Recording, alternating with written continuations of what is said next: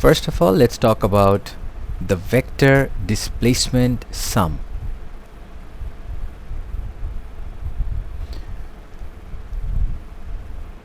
So we have already talked about the basic concept of vectors. Now we're going to talk about the vector sum that we have to do in M1.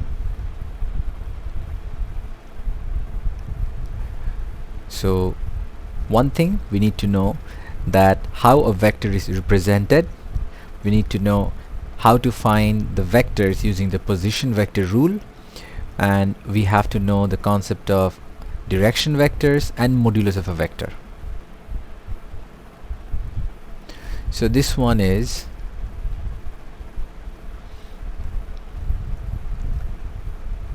displacement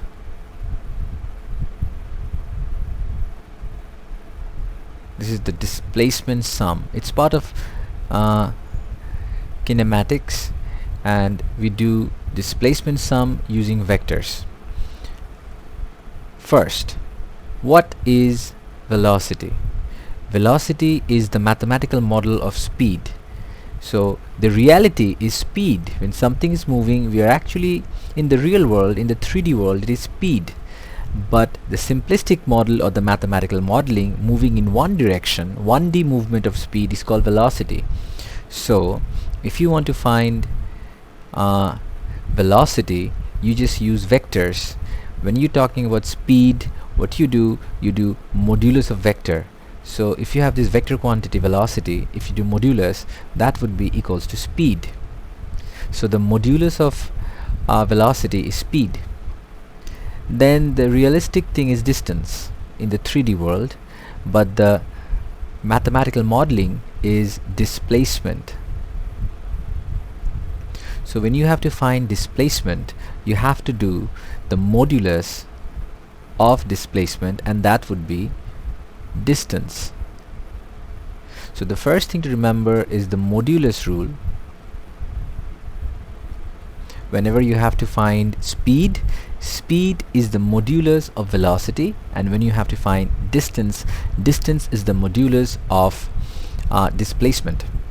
And the modulus formula is, suppose you have a vector xi plus yj, so the modulus formula is going to be square root of x squared plus y squared. This is going to be the modulus formula. After that, we need to remember the kinematics rule. The basic kinematics rule is that velocity equals to displacement divided by time taken to travel that distance. So what we can write from here is displacement is equals to v into t, velocity into time. That's what you need to know. Displacement equals to velocity into time. So that's what we need to know. So from here we can figure out the present position. The present position. So the present position is going to be initial position. Let me call the initial position as r naught naught plus vt, the position that you have moved or displaced yourself. So this is the present position. For that, it's a good idea to have a concept of the triangle rule of vector. So if you have a vector like this, suppose this is A, this is B, this is C. So vector AB and vector BC, they are moving in the same direction, and vector AC is going opposite to that direction. So if you want to find this vector, the vector AC, this would be equal to the sum of the other two vectors that is moving in the same direction. So the vector AB plus vector BC, the sum of these two vectors is equals to vector AC. So this is the triangle vector rule. So based on that, suppose you have an object here. So suppose initially the object was here, and from there the object moved from here to here. So let me call this displacement Vt. this displacement is Vt, and let me call this displacement, very loosely speaking, R0, and you want to know this present position. So suppose this was O, this was A, and this was B, so it was the position vector of this one. So initially it was here, from here now it went here. So if you want to find OB, this OB is going to be by triangle rule OA plus AB. So this is actually what is going on here. So this rule here, the present position vector, the present position of a vector, initial position vector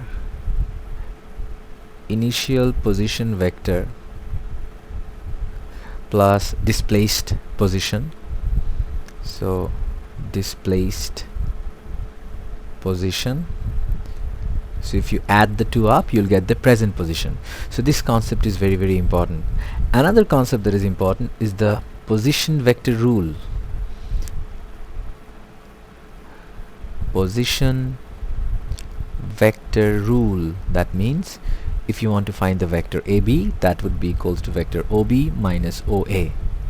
So let's do a sum that is a displacement sum.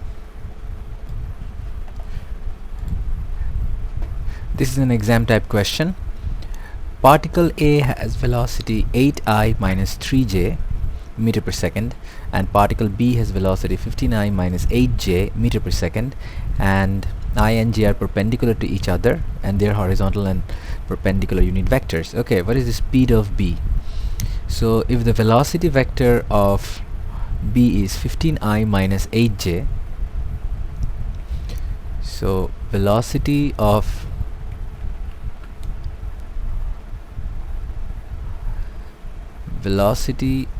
B is 15I minus 8j. So remember, speed is the modulus of velocity. Remember, so for that reason it will be square root of 15 squared plus minus 8 squared. That is the formula for modulus. So let me bring out the calculator. So it's going to be 15 square is 225 plus 8 square is 64. So square root of 289 is going to be 17. So the speed is going to be 17 meter per second. So this was question number A. Question number B says, find the velocity of B relative to A. That means B minus A. So this is going to be velocity of B relative to A, means velocity of B minus velocity of A. So velocity of B is 15I minus 8j minus velocity of A is 8I minus 3j. So 8I minus 3j. So it would be 15 minus 8 is 7I minus 8j minus plus 3j. So 3 minus 8 is minus 5j. In question number C, we have find the angle, acute angle. Acute means less than 90 degree.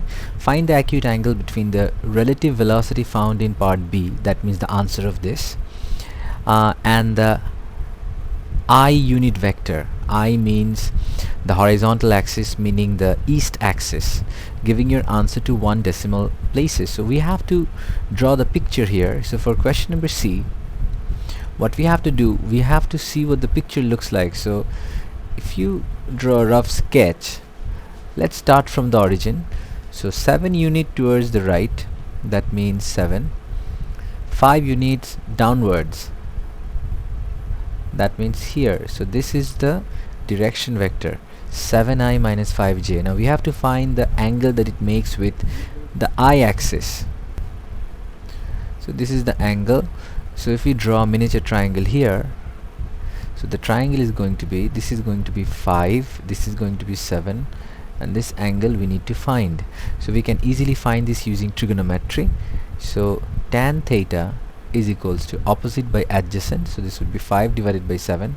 So therefore theta equals to tan inverse of 5 by 7. So let's find this. The answer has to be in 1 decimal places. Remember, in M1, if your answer is more than the accuracy level or too accurate, they are actually going to cut your mark. So you have to be very careful about this. So tan inverse of 5 by 7, 5 by 7, bracket close. This is going to be 35.54. So 35.5 degree. So restate the answer. 35.5 degree.